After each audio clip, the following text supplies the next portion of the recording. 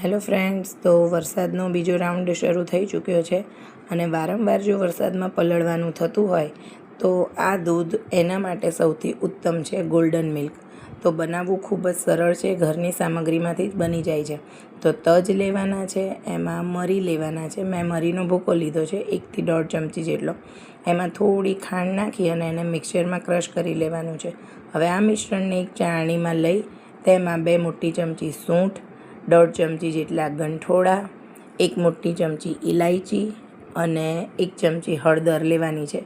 આ માપ તમે આઘું પાછું કરી શકો છો, કંઈ જ વાંધો નથી આવતો. હવે એને સરસ રીતે ચાળી લેવાનું છે અને પછી એક એરટાઇટ કન્ટેનર હોય એમાં ભરી લેવાનું છે અને એમાં કેસરના તાંતણા પણ ઉમેરી દેવાના છે.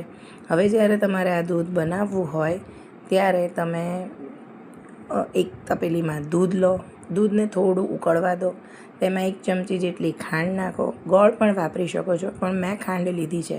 હવે એમાં 1 થી 1.5 ચમચી આ ગોલ્ડન મિલ્કનો મસાલો ઉમેરી દેવાનો છે. થોડી વાર એને ઉકળવા દેવાનું છે અને એમાં 1 ચમચી ઘી જરૂર ઉમેરવાનું છે. આ દૂધ પી અને તમે ખૂબ જ તાજગી અને ખૂબ સ્ફૂર્તિ અનુભવશો. તો ચોમાસામાં જરૂર બનાવો. મારી ચેનલને લાઈક, શેર અને સબસ્ક્રાઈબ કરો. તો ગોલ્ડન મિલ્ક સાથે તમે તમારા ચોમાસાને એન્જોય કરો. પલળવાના ડર વગર તમે વરસાદનો આનંદ માણો અને આ સરસ મજાનું દૂધ એન્જોય કરો. આવજો.